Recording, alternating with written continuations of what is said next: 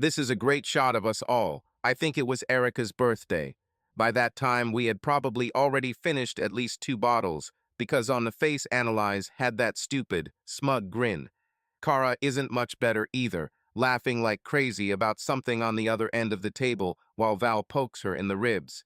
It's a great shot of the 5 of us, and I remember it was taken by the hot guy who was putting away the glasses, caught on Erica's orders. Erica has always been like this, and thanks to her model looks, she rarely encounters resistance. In fact, her whole life seems frictionless. She moves effortlessly from one thing to another in her light summer dresses, with her perfect blonde curls and long eyelashes. Her husband is a builder by trade, burly, with rough hands and a great smile, always wearing jeans and a t-shirt that has seen better days, with sandy hair so disheveled you want to straighten it. Erica keeps running her hand through his hair. Kara is dark-haired, busty, half a head shorter than Erica, but still taller than the rest of us. She's a fitness trainer, and her flat, toned stomach bears no sign of 3 kids. Her husband is the same. He is a manager at a gym. Kara constantly talks about how they run together. Considering that they are in their early 30s, have 3 children, and a lot of energy, I would say that they are active in other exercises too. Val always knew how to hold on to a glass. She's a heavy-set woman with a short brown haircut to keep her hair out of her face, because she always has a lot to do, and it's definitely not fiddling with her hair every 30 seconds. She is a born shepherd, taught to her by 2 boys who never sat still while their useless father did nothing but watch them. I wouldn't put up with that, but Val dealt with it. She is a natural force that extends her influence to our children when we are at the park or the beach. Kara doesn't mind Val taking the lead. I think this is a kind of vacation for her. Analyze is a light, slender, recently divorced blonde, but don't be fooled. The rug doesn't match the curtains. I know because we go swimming together after we drop the kids off at school, and I've seen her in all her glory. This sounds rude of me. Perhaps I should apologize. The second one from the left, looking straight into the lens, is where my eyes are drawn when I look at this photo of us all. Neither fat nor thin, us tall, not short, with a glass almost raised to her lips. Here she is me, frozen forever in this moment in my summer dress, with brown hair pulled back into a butterfly clip, the only one who notices that we are under surveillance, while the others laugh.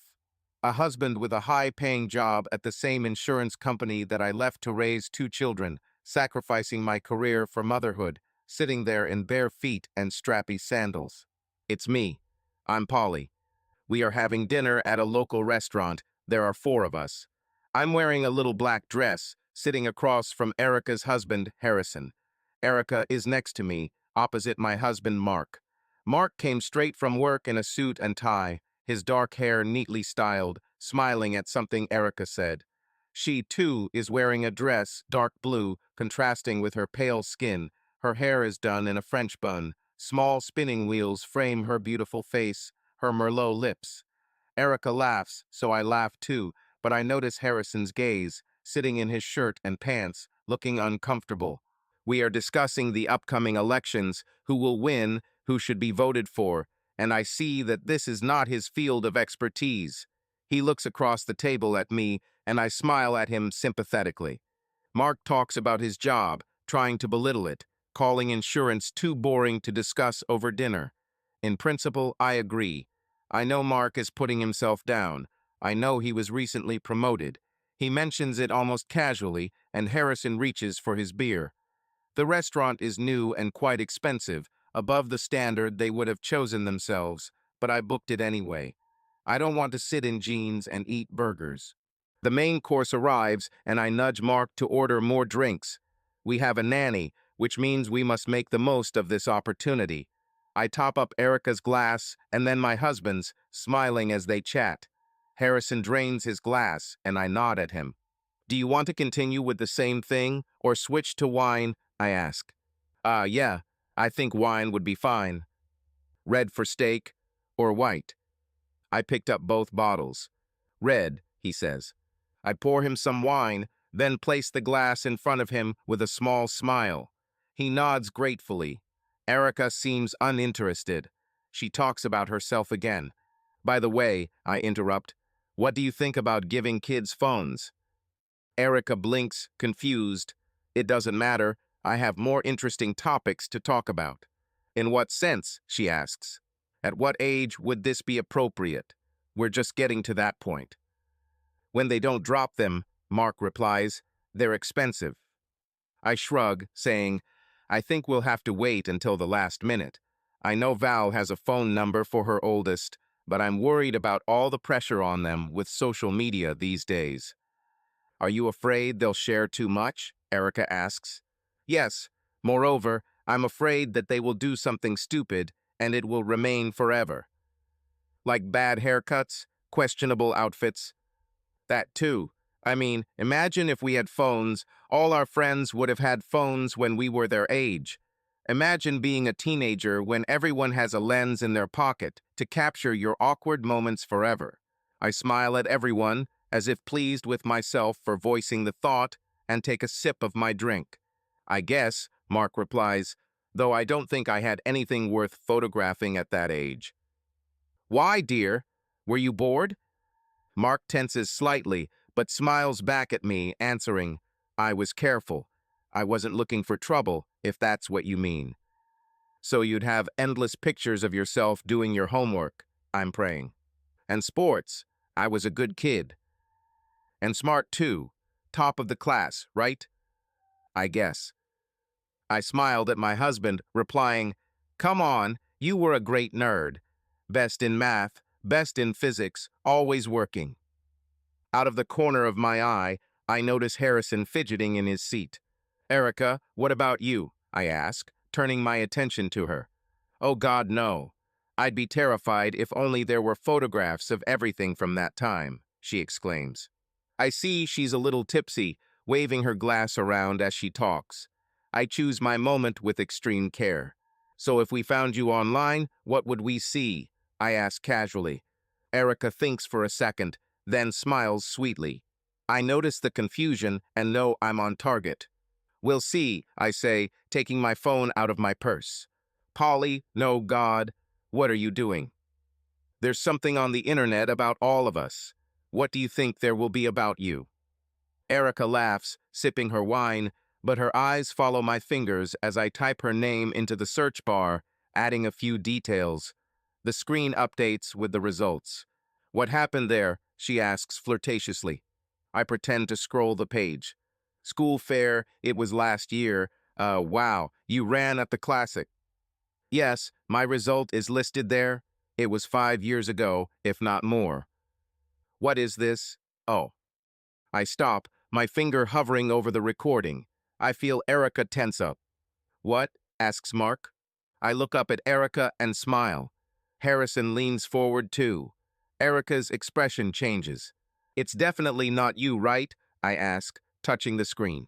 An image appears on the screen of a young blonde woman in lingerie, wrapped around a chair in a seductive pose. I put the phone on the table so she can see. It is also visible to our husbands. Erica quickly picks up the phone, frowning. I see it on her face, her cheeks turn slightly red, and then her beautiful blue eyes meet mine. It's been a long time, Polly. I take the phone from her hand, looking through the rest of the images. I casually hand it to Mark. You look great, I reply. I wish I had a body like that back then. Erica looks at me, elbows on the table, glass at her soft, red lips. Her smile widens. I'm a little jealous, I admit. Erica's smile widens, and she seems to relax a little. It was a long time ago. I worked a little as a model. I don't know how these photos ended up online. Maybe you have a secret fan base. I turn my attention to my husband, extending my hand. Have you seen enough, dear? Can I have the phone back? I ask. Mark hands me the phone back, and I place it face down on the table. Her photographs are still visible on the screen. I look at Harrison. No lingerie photos? I ask him. No, you can be calm here. Did you know about these photographs? Yes. I nod, looking away, replying, Sorry, I didn't think I'd find anything. It was awkward. Don't worry, Erica tells me. It's all in the past. After dinner, we went home. I fall behind while Mark and Erica talk, walking next to Harrison. Sorry, I told him. For what? What confused you? I didn't know I'd find these photos. It's okay, Harrison shrugs. No, if someone showed me pictures of Mark, I would be horrified. Harrison doesn't answer. But you knew, right? You said you've seen them before. Yes, he did. You don't look very happy. That's life, Polly. That was before I met her. It's not awkward. I watch his face, how his eyes switch from me to his wife's back. I nod in their direction. It's awkward. I didn't like Mark seeing practically naked pictures of your wife, I have to admit. It must be hard knowing those pictures are out there somewhere and will probably be out there forever. It is what it is. I know she did some filming back then. I didn't know it would be available to anyone. We walk in silence for a few moments. I touch his hand and he turns to me. What's happened? He asks. I just heard stories about young women, about models. Which? Well, about how they get hired as waitresses at parties, how they are told what clothes to wear, or what not to wear. I think you discussed all this with her. A shadow passes over Harrison's face, and I feel a little nervous. If you want to talk, I whisper. He looks at me for a few moments, then nods. Fine. Ahead, our partners are chatting enthusiastically, warmed by wine and good food. Behind us, we walk in silence, and Harrison frowns. I notice how he watches his wife, his eyes following her movements as she leans in to share a laugh with Mark. We arrived at their house. Mark shakes Harrison's hand and kisses Erica goodbye. I do the same, pecking Erica on the cheek, then turn to Harrison. Thank you for a pleasant evening, I told him. It was nice talking. I lean over, kissing his cheek too, pulling away with a slight smile. They head down the path to their door, Erica turning to wave at us, Harrison tense next to her. They go inside. I allow myself a small smile, then turn to my husband, take his arm and rest my head on his shoulder. It's awkward, I whisper as we walk down the street towards our house. What? Photo. Harrison was uncomfortable. I guess. But you liked it. I saw the way you looked at them. She was hot, huh? I guess, Mark repeats. Come on, admit it. Or do you want me to show them to you again so you can get a better look? Mark squeezes my hand. You are enough for me, Polly. He kisses me quickly. Let's go home. We walk together in the dark, plunging into friendly silence. I know what will happen next. We'll come home, pay the nanny, and go upstairs. Let's check on the girls, then undress and get ready for bed. I'll give him that little look, and since we've had a few glasses of wine, he'll smile back at me and ask if I'm sleepy. I'll think about his question and ask what else he meant. We'll make love. I must admit that finding the photo was not easy. The latter, posting them online under a fake account, and then creating an occasion to discuss them, was easy. Of course, Erica told me about her days in the modeling business. It only took 3 glasses of wine. She was just eager to get it out there, as sometimes happens when people have a juicy little secret they want to share. She made everything so easy. In fact, going to the library, searching the magazine archive, and looking through back issues of the fashion magazine she told me about took most of the day, but I think I managed to get a good scan. The next day, I stopped by Erica's for coffee, knocking on her door right after dropping the kids off at school. We do this often, and here I am again following her down her beautiful hallway into her gorgeous kitchen. I pass by a wedding photo and sneak a look at it. Erica is younger, but her figure has hardly changed, even after children. But I look at Harrison in his tuxedo with a neatly shaved face, his big arms hugging her.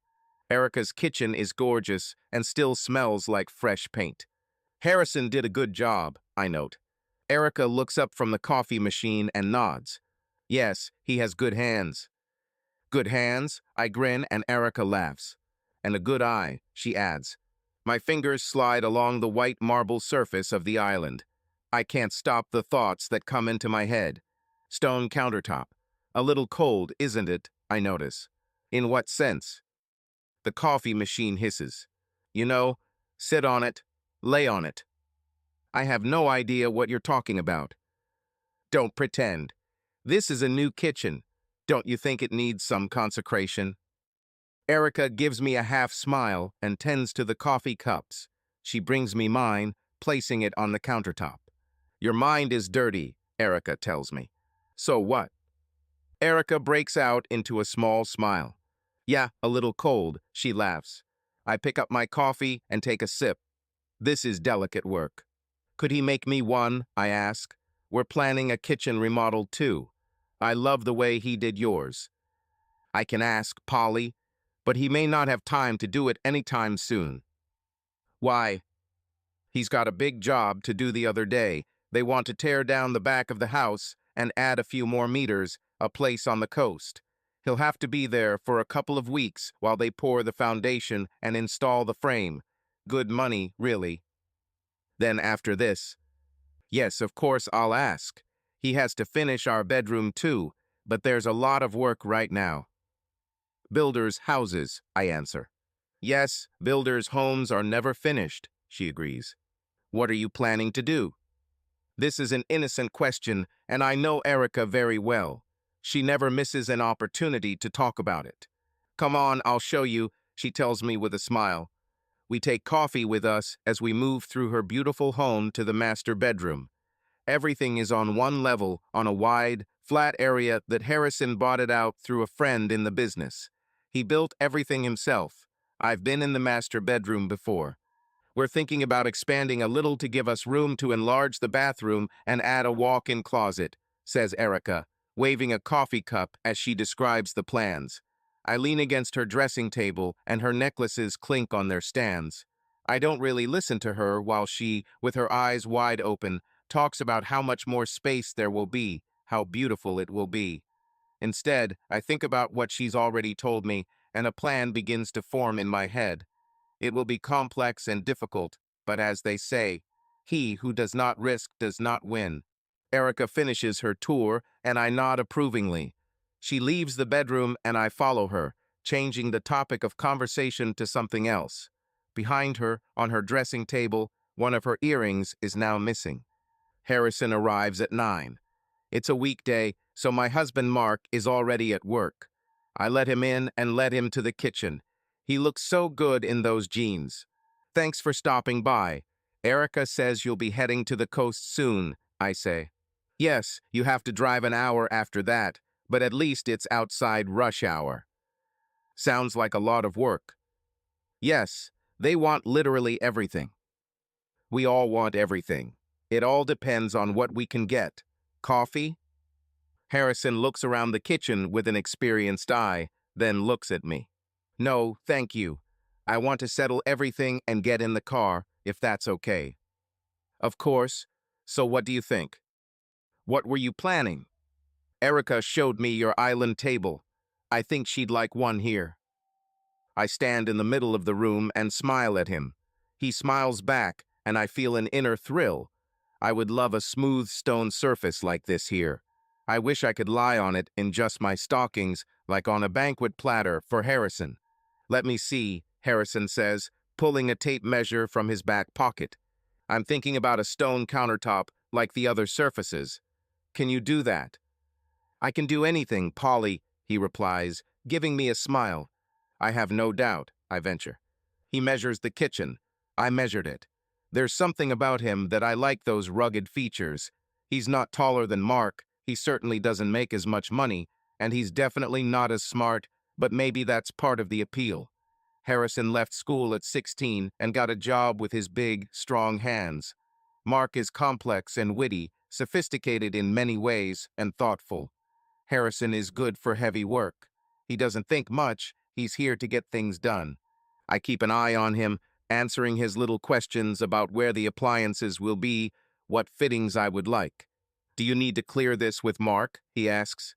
No, I'm completely in control, I reply. Yeah, that's how it should be, he laughs. What Polly wants, Polly gets, right? Exactly. How does Erica feel about you going away for 2 weeks? I ask. She doesn't really like it. I can imagine. Harrison sits up and frowns at me. I mean, I answer quickly, You do a lot for her, sometimes picking up the kids from school. She'll miss that. Yes. She'll have to cope on her own for 2 weeks. Erica's show is on alone. I smile to show that this is a light, cheerful conversation between old friends. Actually, this is not true. My heartbeat quickens slightly, and I feel a blush that I need to get under control. But she has you, Polly. Yes. I smile at him, but it's a forced smile. I see his eyes change.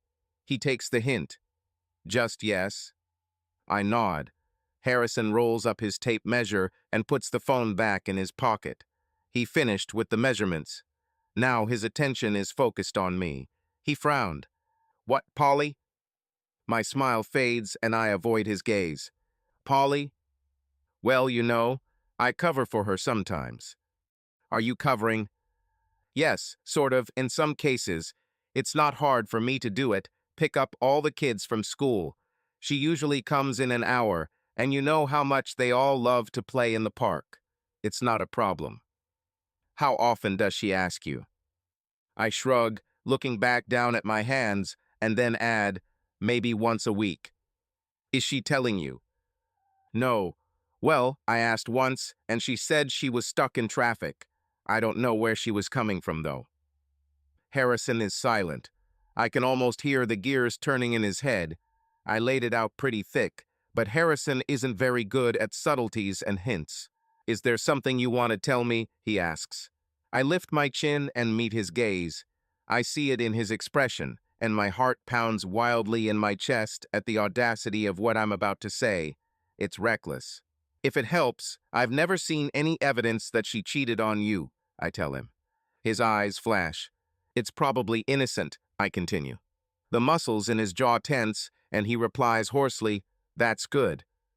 Yes, I know sometimes these things come out, and then it turns out that everyone knew about it and no one told you. But that's not the case. We don't gossip behind your back. I hope not. I put my hand on his arm. I feel the roughness of his skin. I'm serious. If I knew anything, I would tell you. You're a good person, Harrison. You deserve the truth. Thanks, Polly. Yeah, it means a lot to me. I squeeze his hand lightly in support and smile. But you're worried, right? I ask. Harrison pulls back, running his hand over the tabletop, studying it carefully, suddenly focused. No, he croaks. Well, yes, maybe. I understand. She's so beautiful. It's terrible to have to constantly look over your shoulder. Harrison doesn't answer, his attention focused on the smooth surface. I know how it is, I say quietly. Harrison looks up at me in surprise. Really? How do you know, Polly? What's going on? I shrug, looking down at my hands again, avoiding his gaze. I shake my head slowly without answering. He straightens up and comes towards me, hesitates, and then I feel his big hands on my shoulders. What's happened? He asks hoarsely. I count to 5 and then look up at his face, blinking as if I'm trying to hold back tears. I don't know, I mutter. I just know that sometimes he's hard to reach. I call and he doesn't answer. There's something else, but it's just stupid. Tell me. It's like I put 2 and 2 together and get 16. I look at him and bite my lip. I see his face filled with concern. He started coming home late on Wednesdays, I admit. Harrison frowns, and I can almost hear the thoughts swirling around in his head. Wednesday is Erica's netball day, isn't it? I whisper. Harrison just nods. I hold my breath, looking at him with wide eyes. My lip starts to tremble. A storm rages inside me, and I decide to do so, taking a step forward, pressing my face to his chest. I wait, counting my heartbeats. When his arms hug me back, I feel weak with excitement, and suddenly I start crying for real. I'm standing huggable, the husband of my best friend, in the kitchen of my cozy home. My tears are absorbed into his t-shirt. I feel myself in his strong, reliable hands. What should I do? I sob. I hear him sigh deeply and heavily. I don't know, Polly. I don't know. I smell him, feel his heartbeat next to my face. He believed the story, I can feel it, and deep inside, I feel pleasure and smile quietly to myself. With great effort, I finally manage to break free from his grasp, but I need to plant the seeds and figure out the next steps. Harrison must accept the plan. This is all stupid, I gasp, but I just have this feeling. I don't know if it's real or just my imagination. Can you do something for me? His eyes are dark and intense. His face is made of stone. Sure, what? Don't tell her anything. I won't tell Mark anything either. If I tell him my thoughts, he. I blink, trying to hold back my tears. Harrison holds my cheek carefully, worried. Everything is going better than I could have dreamed. It's just. There's no evidence, I stutter. If I say anything now, he'll say I'm stupid. I look at Harrison. I'm not stupid, right? No, Polly, you're not stupid. Then will you do it? Yes. We need to find out for sure. Yes. I feel dizzy, it's such a rush. I hug him again, and he automatically hugs me back. This time, I don't pull away. There's no need anymore, the hardest part is over. Annalise is nervous. She's always been like this, though. Honestly, it got worse after the divorce, but she was always a little sensitive. Maybe that's why he left her. Val is a real volcano, and as I watch her flutter around the place with Annalisa in tow, it's obvious which one is the alpha female. We are preparing for the annual school quiz in the large room on the second floor of the local bar. This is the main fundraising event for the TA, and therefore Val's raison d'etre. She keeps everything under tight control. She's aiming to break the fundraising record this year because the new parents will take over next year, and she wants her fundraising achievements to remain a benchmark for everyone to follow. It's petty, but this is her world. Most of us used to have high-paying jobs with responsibilities and easily keep pace with our husbands' careers until the X and Y chromosome lottery put an end to that. Now we are super moms, running the house, raising children, funding new school sports equipment, keeping ourselves in shape. It's all so profoundly stupid how we have our little fights over who's boss, like we're back on the school playground. Val thinks she's the alpha, but she has no idea, really, because I'm the alpha. There are two types of people in the world, I have discovered. Type A people always have a plan, type B people go with the flow. I'm type A. I'm in control, and when it comes to getting what I want, I'm usually successful. I plan to get a good, loving husband with a reliable source of income, and I got it in the person of Mark, choosing among male colleagues until she set her sights on him. It was fun to hunt him, to make him yours, but in truth, it wasn't hard. I got a job in February, and by the middle of the year, at a corporate party, he was already lying on a hotel bed, practically begging me to make our relationship permanent. The secret of my success, the secret of it all, is to find what the other side wants. There's always a button to push, and in Mark's case, it was flirting. He liked it when something flashed in front of him, and then it was taken away, or rather, he gradually began to like it. It also gave me a lot of control to decide whether he would get what he needed or not. More precisely, I could decide when and if I would respond to his advances. That's the thing with Mark. He is reliable, very reliable. I usually tell people he's good with numbers. If he engages in conversation, I add a sly smile, hunting but not going overboard, and Mark puffs out his chest proudly as I follow up by clarifying that he's also good at math. This raises his self-esteem a little. The reality is different.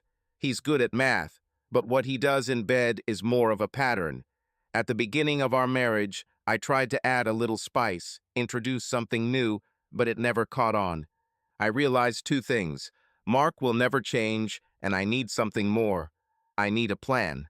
Analyze another type of person. She never has a plan. Her husband left her a couple of years ago, leaving her with a daughter the same age as my youngest, and a son who is now going through a terrible 2 years. She gave birth to him in an attempt to save her marriage. Horribly, one evening, after drinking almost a bottle of wine alone, she burst into tears and confessed it to me, sobbing on my sofa while I played the role of a devoted friend and handed her napkins. She is a clear example of what happens if you don't pull yourself together. Analyze is a couple of years younger than us. Her daughter is lovely, just like her mother. Analyze is slender, pleasant, pretty, but the smile that once lit up her face is now a rarity because she has to raise two children alone. She is the epitome of the difference between tactics and strategy. Her tactic was to bring love back into the relationship by having a second child, whereas the strategy should have been to stay with one child and look after something better. Instead of hooking up with some single dad at school and moving up, she's now unavailable for dating, saddled with a toddler and no time for herself. Have you ever heard the old saying that you don't quit a job until you find a better one? Analyze is a vivid example of what happens if you don't follow this advice. After an hour spent in the hall, we drink our morning coffee, but there are only three of us: Erica, Analyze, and me. Val went to pick up the tables from the rental company. Analyze takes the bag, apologizing. She signed up for a gym class, trying to fit it into a little break in her day, leaving her son with her mother to keep herself in shape in case she ever had enough time to hang out with a man, let alone to meet him. Erica looks after her. She'll drive herself into a hole, she observes. Metaphorically, I clarify. At this rate, maybe even straight away. Poor woman. Yes, I focus my attention back on Eric. She's sitting over her half-drunk cup of coffee, her long blonde hair pulled back into a clip. But now that we're alone, she's thoughtful. Well, what's new with you since we've been discussing the world for half an hour? Analyze? Nothing special. I study her face for a while and then answer. But still there is something. What's the matter? Suddenly, Erica sighs heavily, leaning back in her chair, her finger nervously drumming on the rim of her cup. I remain silent, giving her time to collect her thoughts. I don't know, she finally mutters. Job, house. Erica works shifts in one of the boutiques on the main street, elegant in fashionable dresses, selling elegant fashionable dresses. It's hard for me to imagine that there is a high load there. House, I carefully clarify, but Erica remains silent. I feel that tense excitement again. Bedroom, I ask.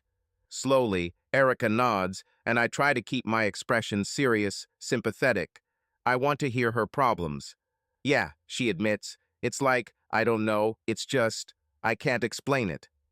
Are you feeling a little out of place? No, it's not about me. Here's the rub, I'm fine, but there's something wrong with him. Something is wrong, and I just don't know what it is. Did you talk about this? Erica shakes her head and then continues, I kind of tried, but it was like talking to a wall. He just shrugged it off. Maybe he has his own problems. Which? I know he's having problems with his client. She crawls around the construction site on all fours looking for defects. But this is not new, and it has never affected our bed before. I lean over and take her hand. She looks up and our eyes meet. For a moment, I imagine what it would be like for Harrison to look into those blue eyes, how they could melt anyone they looked at. This is the one factor that I cannot control. I've been through this before, I admit, lowering my voice. I had to figure it out myself. This comment piques Erica's interest. How? She asks. The point is that we need to get them to switch to other things, distract them from this. I'm in the same situation now with Mark, if you can believe it. Erica winces, but I see that she is interested in my idea. Oh, honey, I'm sorry. No, it's okay. Actually, that's a good thing. Do you want to know? Yes. I realized that if the bedroom gets cold, sometimes in order to warm it up again, you have to freeze everything first. Erica frowns, puzzled by my words. But she doesn't take her hand away from mine. I continue with the explanation. It's simple, dear. No need to push. Just take sex off the agenda. Psychology of men. Suddenly, he has something more important to focus on than work, or at least more important to you. Erica looks at me, then suddenly laughs. So you're saying that the cure for lack of sex is a sex diet? Yes. If he doesn't give you what you need, keep him hungry until he does. Erica pulls her hand out of mine. She takes her cup of coffee and finishes it, her beautiful blue eyes sparkling as she looks at me over the rim of the cup. When she places it on the table, she smiles. I got you, honey. I tell her, stick to my plan and I'll help you figure it out. It's either madness or genius, Erica replies. This is genius. Trust me, follow the plan and everything will work like magic. How long? It depends. How long did you last with Mark? I shrug as if this is an insignificant detail, then quietly add, we need to wait at least a few weeks. How long are you going to keep it this time? Have you decided yet? I see the seed I have sown growing right before my eyes, and I feel a pleasant warmth inside. I smile at her. He'll get the full 4 weeks, I tell her. I finish my coffee and we leave, Erica going one way and me going the other. She smiles as if she has a plan. I also leave her with a smile. Erica does have a plan, but it's not her plan. It's my plan. Mark returns home with flowers. I don't have the slightest idea why. You know when my birthday is, right? I ask, meeting him at the front door. Yes, he replies, leaning in for a quick kiss as I accept the bouquet as if I had just performed an aria. Beautiful, I mutter, holding the flowers up to my face for a moment to inhale their scent, and he smiles. Mark believes he did everything right. Flowers now, the children are put to bed, and then we're off to bed. I know this plan, I've been here before. We go through the usual routine. Dinner, children, cleaning. He is still in a shirt and trousers. I am in jeans because there is no point in dressing up. After all, I have nowhere in particular to go. Flowers stand in a vase, subtly filling the air with aroma. I opened a bottle of red wine. Want? I ask. My pleasure, Paul. I pour us a glass and pass one glass to my husband. He gives me a small, genuine smile. I know that smile. This is his way of showing me how much he cares about me, and I reciprocate. Mark is a good person, a faithful husband, and an excellent father, and he's in good shape. There is no reason to look for someone else to satisfy this desire. He takes a sip and then comes closer to me. You're beautiful, he mutters. I want you, Paul. Shall we go upstairs? What about the children? They should be fast asleep by now. He kisses me again. He gave me flowers, cleaned up after dinner, and put the children to bed. It's amazing what a husband can do if he's motivated enough. Okay, I say quietly, and he smiles. Mark got what he was looking for, or at least he will soon. He leads me upstairs to the bedroom, holding hands. We made love. I love you, Polly, Mark whispers. I love you too, honey, I lied. Are you ready? Mark is getting nervous. I can feel it. We need to be at the quiz in half an hour. Almost, I answered through the door. Do you want to pack the kids in the car? Have they packed their overnight bags? Yes, they are sitting downstairs and waiting. I let a few strands out of my elaborate French braid, letting them frame my face. With my smoky eye and rich, maroon lipstick, I'm finally happy with my look. One more thing, I called. Who's driving today? It's up to you, comes his reply through the door. I turn away from the mirror and walk barefoot across the tiled floor. There's a lot at stake today. I have a plan, but I will also need luck. If everything goes my way, it will be worth it. I open the door and go out into the bedroom wearing only my underwear. Mark turns as I enter and freezes, looking at me. I was hoping that you would voluntarily volunteer, I purr. Without waiting for an answer, I go to the wardrobe and take out my favorite black stilettos. It means I'll be in pain all night. They're so high, but when I put them on, I imagine how they highlight and shape my calves, turning them into slender, firm curves under thin stockings. I take the black wrap dress off the hanger and tie it around myself. I feel my husband's gaze on me. When I think he's seen enough, I turn around. He's just standing there with a tie in his hand. I walk over slowly, swinging my hips in my high heels, and take the tie from his fingers and wrap it around his neck. I tie a knot, holding it neatly in place, then smooth the front of his shirt with my hands. So how? I ask. Like what? He mutters. Are you going to volunteer? Don't drink today. Be a responsible parent. This has its advantages. Cold. I stand on my tiptoes and reward him with a light kiss. Put on your shoes. You are delaying us. I head for the door without looking back, knowing he's watching my hips sway as I walk out of the bedroom. It was a good kiss. I go downstairs to get the kids into the car. They're spending the night at Erica and Harrison's, so we can share a babysitter since the quiz basically lost us all the local babysitters. We don't have to dress up, but we do it anyway. Many of us love this opportunity as if we were back in that pre-kids phase when we went to balls or corporate cocktails. Nowadays, there are few such opportunities. I feel the tightness of the underwear against my skin, hidden from prying eyes by my dress. I don't have to wear this kind of underwear, but I do. Tonight requires a little luck, and I have to be prepared for anything. I sit the children down in the car, and Mark leaves the house. I give him a smile. The room is full of people, which makes Val happy. I see that she is in her element. There are 20 tables, parents stand in groups, chatting and drinking. Mark is on the other side of the room with Harrison and several other dads. I watch their conversation, trying to read their body language. Is Harrison acting distant? You need to be careful. Val has a seating plan, or at least she accepted my casual suggestion to separate the couples. This will be better for new parents, otherwise we will all just split into our own little groups. I glance at Val. Are you ready? I ask. Yes. Do you think we can start? Yes. Do you have a microphone? Well, prowls around the table with prizes. She finds a microphone. Okay, I'll go sit down, I tell her and head towards Mark. He notices me and nods. The small group opens to let me in. We are ready to start. Have you figured out the commands? I ask my husband. Yes, we are at this table and... Yeah, I see. Mark frowns. Val really wants us not to sit all together. How about this? You sit at Annalise's table and I'll sit at this one. I turn to Harrison, who is sipping his beer. Quizzes are definitely not his thing. Harrison, where do you want to sit? With Mark or with me? I don't know. I don't care, he replies. But I don't care where Harrison spends the evening. Erica comes up with papers and pens, handing them out to the tables. Honey, why don't you sit down with Polly? I'll sit with Mark, she says.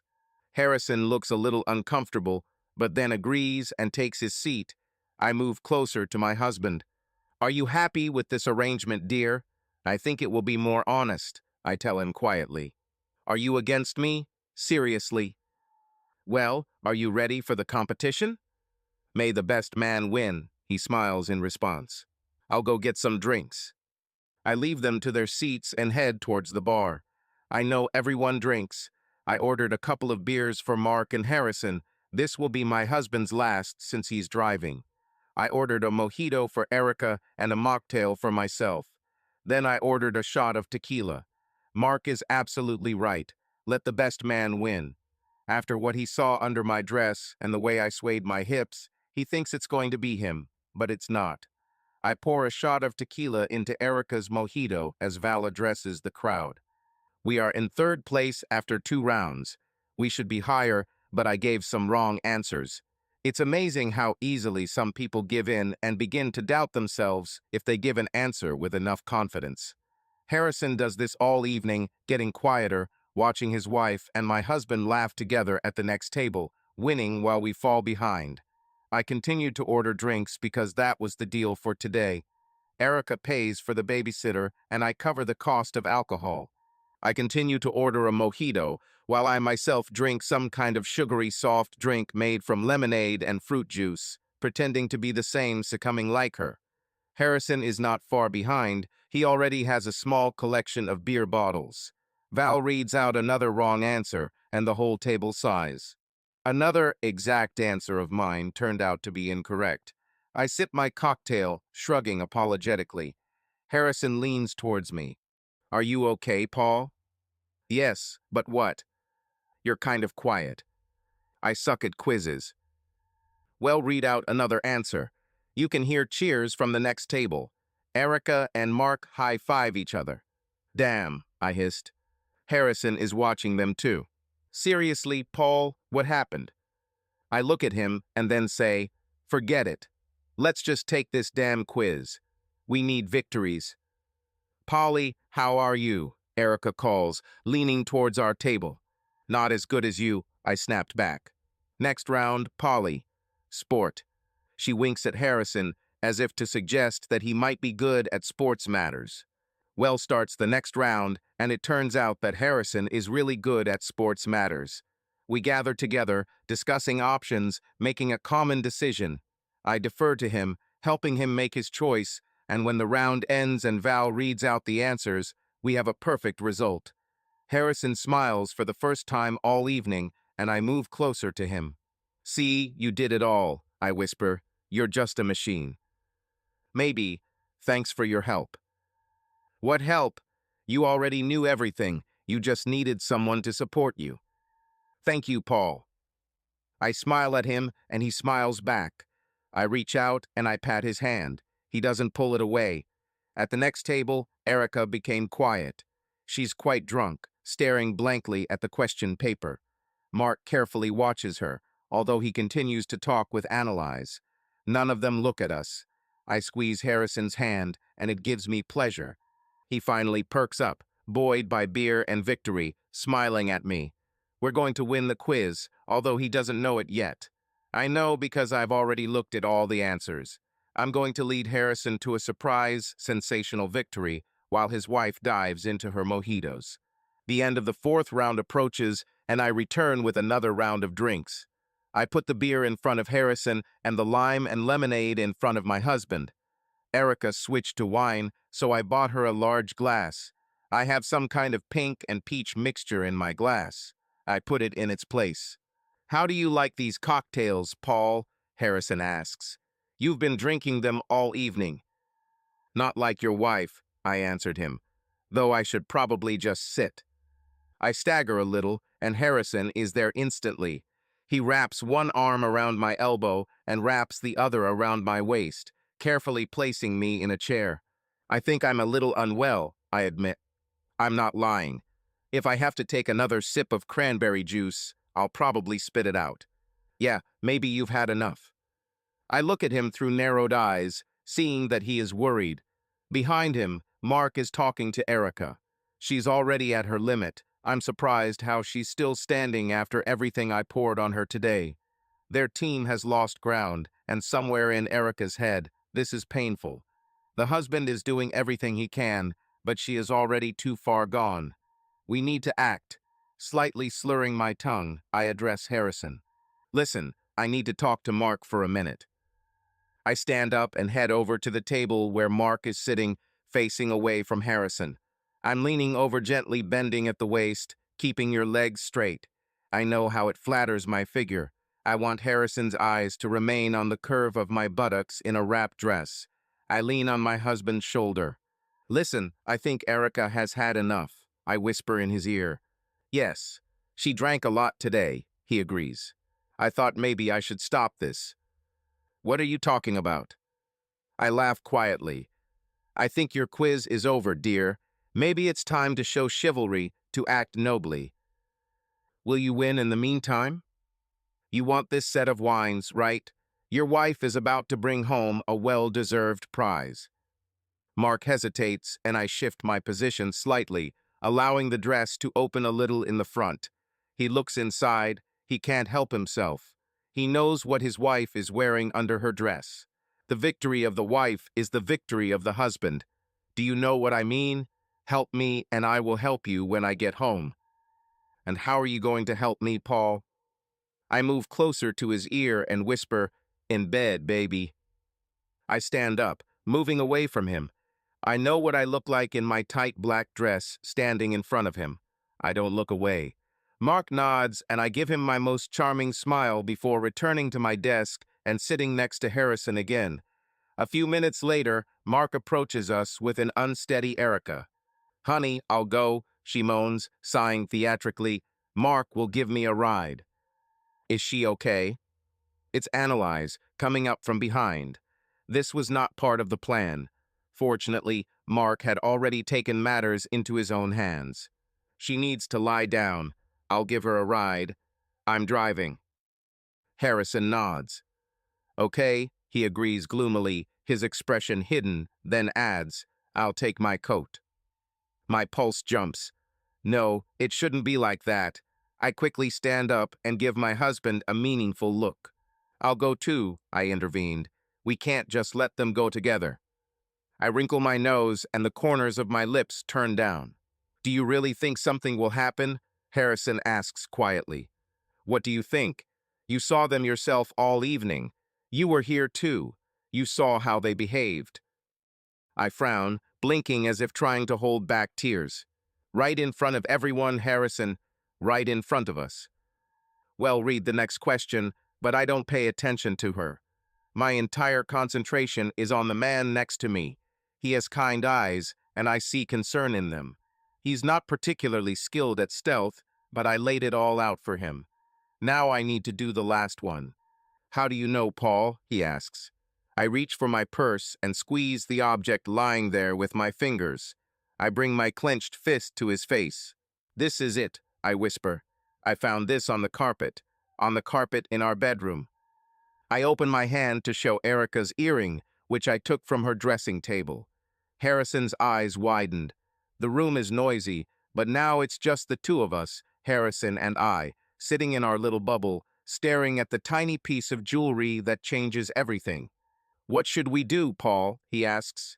I close my eyes and squeezing out a tear to let it roll down my cheek. He operates on autopilot, taking his cue from me. I don't react, joining in the celebration of our victory, but then I pull him aside and whisper that I need to leave. Harrison takes me by the elbow and leads me down the stairs, through the main entrance and out into the street. We walk down the main street in silence. His head is down. Sorry, I say. For what? You're not that cheating, lying bitch, Harrison croaked. I can hear the emotion in his voice, and I want to scream and scream. There is a small park across the road. Everything is falling into place. We cross the street, and running into the fence of the park, I stop. I can't, I gasp. What's happened? I can't just go in there. Damn. I need to collect my thoughts. Have you seen them?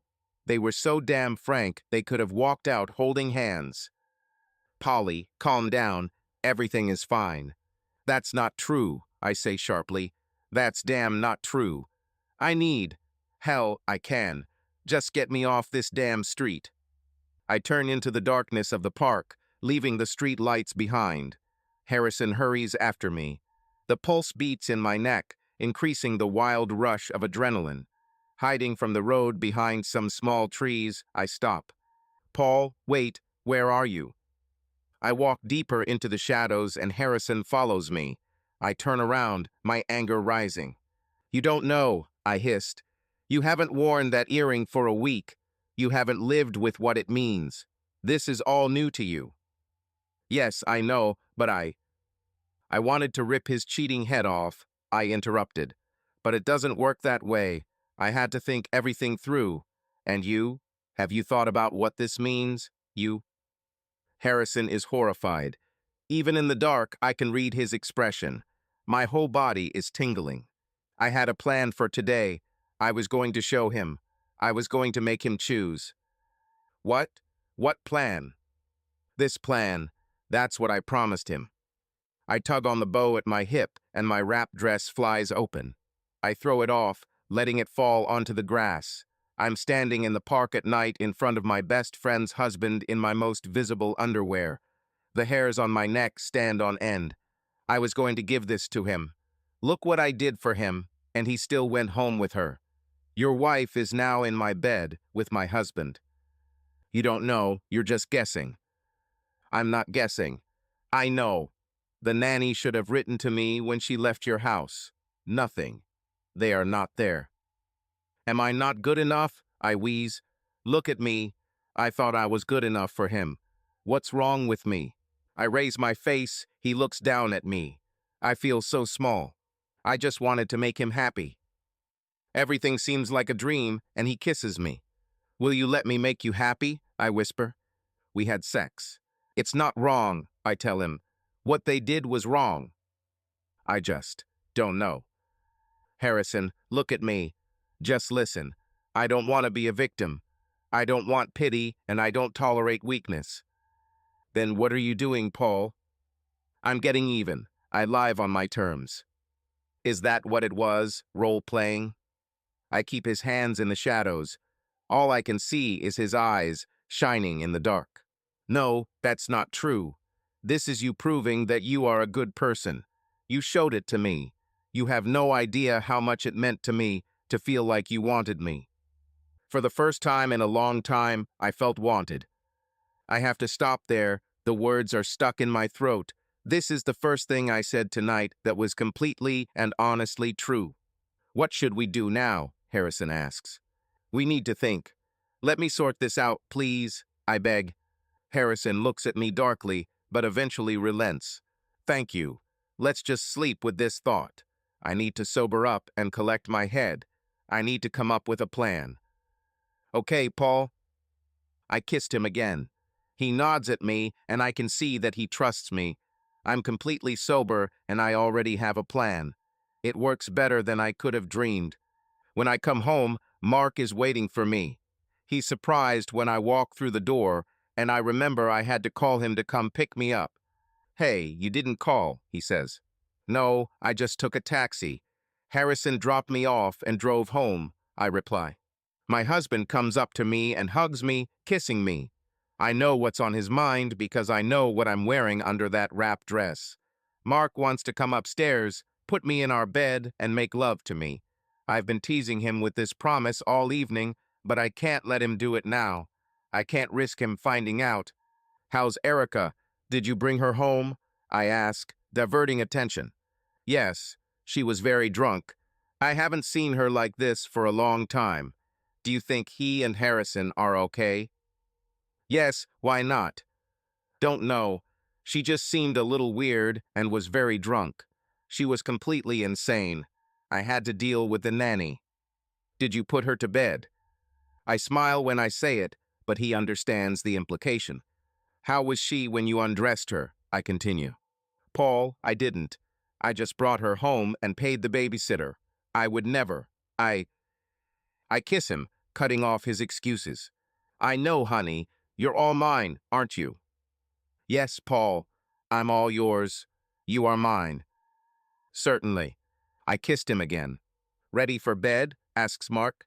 I give him a sly smile, tilting my head to the side. She could refuse him, citing a headache, but why not? Yes, but I need to go to the toilet. Give me a couple of minutes. Sometimes life works out as it should. Harrison disappeared for a couple of days, but then showed up again. We spoke quickly on the phone, and I made sure he was still on my side. He didn't say anything to Erica about us having sex. Equally, he did not accuse Erica of cheating. It was a relief because it was the only factor I couldn't control. If Harrison had accused Erica of sleeping with my husband, my carefully crafted story might have quickly fallen apart. There's something rare and subtle about living on the edge, relying on people to lie to each other. As far as I can tell, Harrison didn't ask and Erica didn't deny, and all the while the idea that my husband and his wife were having an affair flourished. It was just perfect. But I had a backup plan in case Harrison needed another reminder. I have a pregnancy test at home on which I drew a cross. It's an old trick, but it works. Over coffee a few days after it all happened, Erica told me that Harrison was going to the coast to supervise construction at the end of the week.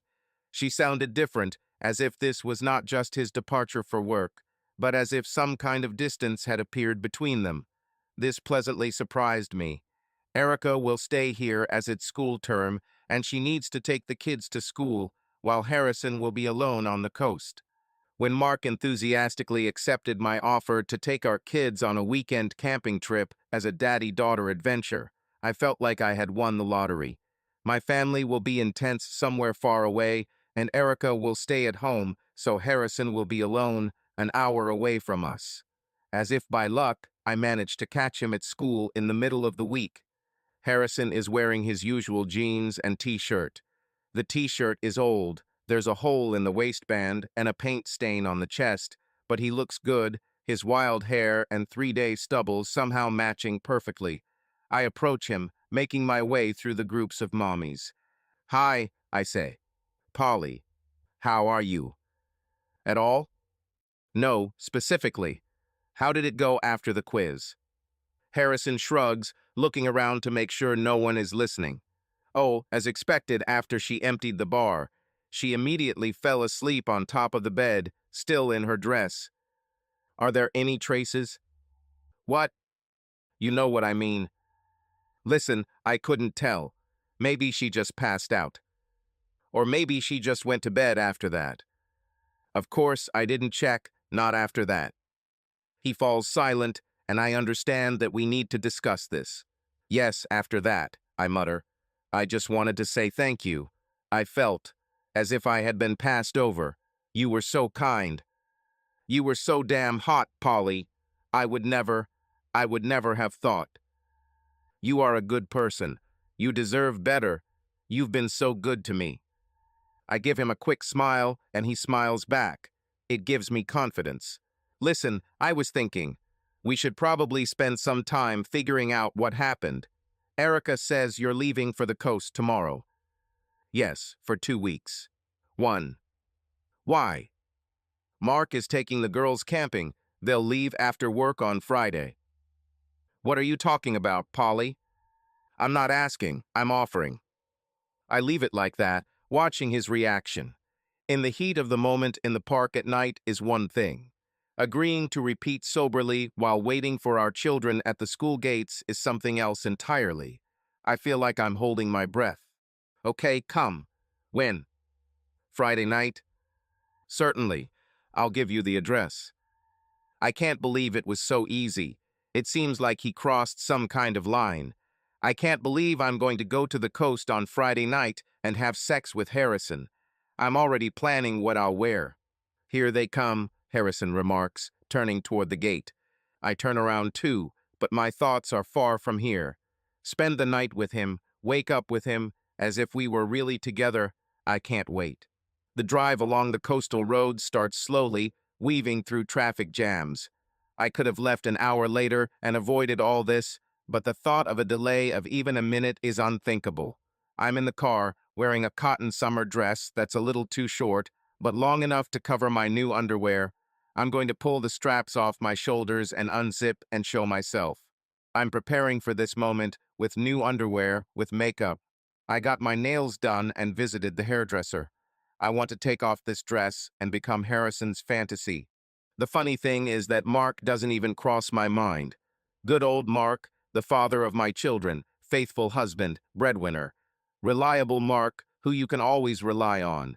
I feel like I'm someone else, released from prison for the weekend, able to roam freely. It's terrible what I do, but in a way it's fair. I should be able to live my life. Why did it stop just because I gave birth to his children and put his ring on my finger? If I have the chance to hug Harrison's naked body, why should I refuse it? My thoughts are racing through everything I'm going to do with him when I get there. I'm trembling in anticipation. Finding the address was not so easy. We had to turn onto a side street in one of the small coastal settlements. The house is nestled at the foot of a hill overlooking the ocean. This is one of those country houses that belong to families from the city. Now it is empty, occupied only by cement mixers and piles of lumber. I stop at dusk and get out of the car. I go to the front door and knock, but no one answers. I look out the window and see a living room where all the furniture is covered with plastic covers. I walk around the back of the house and realize that the back of the house is simply missing. I walk around the muddy hole and make my way through the fence. Harrison is nowhere to be seen. My phone makes a notification sound. This is Harrison. His message says I should find the guest bedroom and wait there. He's on an errand and will be back soon. He left something on the bed. Intrigued, I make my way through the construction site until the house begins to look more normal, dust and clutter giving way to a living area. The kitchen is untouched, and after walking down a small corridor, I find the bedroom. There is a small bag on the bed. There is a note attached to the bag. I picked it up and read it twice to make sure I got it right. Is it true? It is written by hand in large, sloppy, male handwriting. The message is straightforward and completely unexpected. He was thinking about me. In the park, what I did is not like his wife. Erica would never do this in the dark, in a public place. He feels that we are more alike than he realized, that he has secret desires that he would never reveal to his wife, but feels safe sharing them with me. He wonders if we should explore this together, keep it a secret from our partners. He's never met anyone like me. I was stunned. I looked at the note, then at the small bag in shock. Oh, Harrison, I'd love to be your fantasy. It's simply too tempting to pass up. The bag contains a blindfold and handcuffs. I pick them up and look at them. This is the last thing I expected to see from Harrison. I've never tried this, only because Mark was always too boring. He would run away in terror if I suggested something like that. I made a decision. I can do this for him. I can lie on the bed like this and wait for him. I will gladly become his fantasy if he becomes mine. Quid pro quo. I send a message asking where he is. The bedroom is clean and tidy. The only thing that stands out are two old light stands in each corner of the room, with a thick yellow extension cord running from them to the door. I tried the switch on the wall, but it didn't work. Electricity is out. It's not like the park where I gave him beer and then pushed him with words and actions. I didn't leave anything to chance. This time, everything will be different. It will truly be our first time. In just a few minutes, we are going to finally legitimize our romance on this bed. He will accept me as his mistress. Erica works in an office, as does Mark. Harrison works in construction, coming and going throughout the day. He can come to my house any time and no one will know. It will be perfect. The phone is ringing. Harrison's 2 minutes from here. He wants me to be ready when he comes. I send him a smiley face and ask him to hurry up. I want him to know how much I'm waiting for him. I'm so excited, it's like I'm drunk. I hear footsteps and freeze, turning my head, trying to find him. Polly. We had sex. I hear footsteps, then a click. More footsteps approach, and a hand pulls off my blindfold. I'm blinded, looking straight into the light, and my eyes fill with tears. The figure blocks out the light, and I blink rapidly, trying to focus on the face of the man I just had sex with. I start to smile at him, but then my face freezes and my stomach churns as if I'm about to throw up. This is Mark. I think we'll leave the ring in place, Polly. This can be your little feature, your highlight, he says. What are you talking about? I whisper, overcome with horror. This is how they will know that you are a prostitute who is being sold, Mark explains calmly. Who? Mark what? What are you saying? Who? I ask, stuttering. Your fans, the ones who will pay to see you have sex. I gasp, staring at my husband. I look around the bedroom and begin to understand. The lighting stands, their location. Behind him, I see a tripod with a camera. A small black lens is pointed at my body. And finally, when I realize what he did, I look into his eyes and see anger in them. How, is all I can say, my mind reeling as the reality of my situation hits me. Harrison came home and ran into Erica right after you had sex with him like a prostitute in the park. She burst into tears, denying everything. And do you know what happened then? He asked. No, I whispered weakly. He believed her. Mark's expression is grim. There is a strange energy in his posture, as if he is teetering on the edge of action. I don't want to find out. I don't want to provoke him. I've never seen him like this. He fell to his knees and asked her forgiveness, and she forgave him, because that's what people do who love each other, Polly, who trust each other, when they can tell when their spouse is lying just by looking into their eyes. This energy seems to leave him, as if the storm has passed. Now he just looks tired. The children stay with Harrison and Erica. We never went camping. Harrison moved back to the coast while you were driving here. You probably even drove past him. They will look after the children for a few days until we figure it out. I look at him in confusion. His calm, sudden composure is much more terrifying than his anger. I have no idea what he has planned.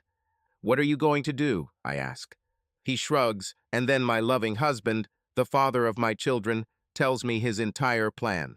I'll free you, and then I'll get in my car and drive back to the coast. You will have two options. Which? He shrugs again, pointing to the camera tripod and lighting stands. You can't be serious, I hissed, not believing him. Absolutely seriously. Harrison found a small apartment for you. You will be able to work on the internet, showing off your body, in between picking up your kids at school and dropping them off there. It's always midnight somewhere in the world, Polly. Fuck you. Like I said, Paul, the choice is yours. But I'm done. I don't support you anymore, and after this video, it will be difficult for you to find a decent job or win anything in court in a divorce, including custody. How could he? Not my children. How dare you? I shout at him. I don't. Oh, but you are, Paul, he growled, his icy calm evaporating, allowing me to see the hatred seething beneath him. This is enough to make me stop mid-sentence. I look at him, barely recognizing the man I married, only now realizing the extremes to which I drove him, and I feel an icy fear grip my stomach. My husband worshipped me every step. The man in front of me is someone else. Option 2, he hisses through clenched teeth. You come back tonight, and tomorrow we open your account. You should start making money on your own instead of living off me, and what better way than to use your talents?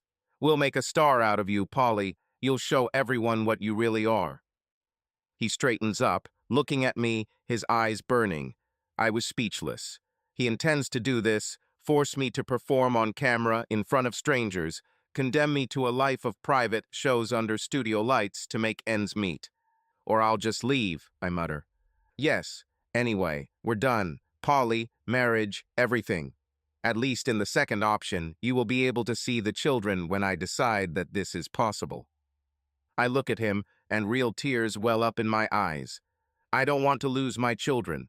I don't want to leave the house we built together, the life we created together. I realize now, at the very end, that I don't want Mark to leave me. I want to tell him that I just missed him, that's all. I want him to understand that I still love him, no matter what. I make one last attempt. I clear my throat. You know me, Mark. After all these years together, you're just going to let this happen. Are you just going to leave me to the wolves? Only you can stop this. You have to stop this right now. I still love you, honey. You can't do this to us. He looks at me, his eyes studying my face, my tears, the underwear I'm wearing. I would give anything right now just to have him touch me. I see him hesitate and dare to smile. Is that a threat, Paul? He asks. No, it's not a threat, Mark. I'm begging you. He looks at me again, and I realize that my plea has been heard. We have too much in common for him to just give it all up. Our marriage is stronger than this. Then he moves, and I watch in horror as he shakes his head and takes out his wallet. He takes out the money and throws it on the bed. No, Polly, after all this time, this is goodbye. He looks at the small stack of bills. Thanks for the sex. Hopefully, this will cover the cost. Mark turns and leaves. I collapse onto the sheets, and my body shakes with sobs as I realize what I've done. I didn't even have time to tell him which option I chose. I realize that he doesn't care. Mark arrives at 5 with our girls, and I meet them at the front door. He smiles as he unloads their things from the car and carries them into the living room of my small apartment, while my daughters tell me about their day. It's Friday night, and it's my turn to be with them for the weekend. Mark and I exchange a few words, more like business notes, discussing the organization of our children's lives. He mentions that he'll be at Chichero's in the square tonight, which gives us both an opportunity to avoid an awkward situation. I keep the door to my bedroom closed, even though I have already hidden all traces of what Mark forced me to do. It's been a few months now, and I'm getting used to the routine, setting up the camera and doing my shows. This is the only condition that he imposed on me in the end. I must continue performing, and everything I earn remains with me. If I work 5 days a week, that covers my rent and leaves some pocket money, but I also work at night if the girls aren't around. I need it, working for tips from strangers to make ends meet by doing whatever they want. I do this, and he does everything he can to make our divorce look like an amicable breakup in public. This is his only concession, one small mercy for the sake of our children. I rarely leave the house, and dating is out of the question with this job. Erica tolerated my presence the only time I tried to go out with the girls, but it was so awkward that I left early, returning to my small apartment. I sat in tears and watched reruns alone while Erica, Val, Annalise, and Cara were having fun at one of the new bars on the main street. They don't talk to me anymore. They're on Mark's side. I wonder how much Erica told them. They don't know what I do now, only Mark, Erica, and Harrison. Only they know what they brought me to. I already have several regular clients, but they hide behind fictitious names on the screen. Some of them want to tell me their life story, while others just want to see what I'm doing now. Looking back, I realize I didn't stand a chance. I fell into a trap set by Erica, of all people.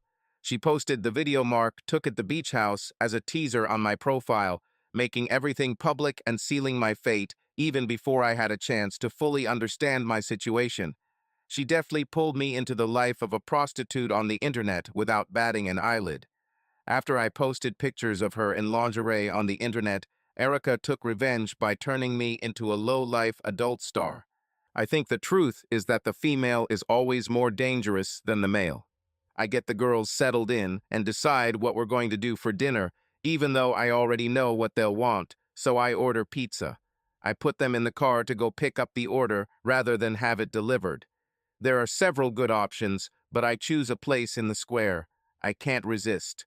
They are all sitting at a table outside in the warmth of the early evening. Erica, wearing jeans and a blouse that is subdued, but still shows off her model looks, laughs with Harrison. Harrison looks good. I think this is a new shirt. The light blue color suits him. Mark pours wine and makes some comments. Next to him, Annalisa is talking animatedly, beautiful in her light summer dress, her hair tied back. Almost by accident, she touches my husband's hand. No, not my husband. Crap, my ex-husband. They're all laughing, having a good time, raising their glasses to celebrate something. I wonder what this is. It looks like they've won something, like it's some kind of celebration. I wonder what it is. I wonder if they understand, if they are aware of any of this. This happiness belongs to me, it is my merit. I've put them all together. Erica and Harrison are now closer than ever. Annalise has finally found a man who will love and appreciate her, and Mark, my Mark, is finally moving on with his life. From my hiding place, hiding between the tables, waiting for my pizza ordered to be ready, I see Annalise touching Mark's arm. He gives her a soft smile that breaks my heart. They should look back with a deep sense of gratitude for how things turned out in the end. They should all be standing in line to thank me for their damn happiness. But they won't. Subscribe to our channel so that your love doesn't cheat on you, and go ahead and listen to the next story, because this story is nothing compared to the next one. If you're under 18, don't even think click to the next one.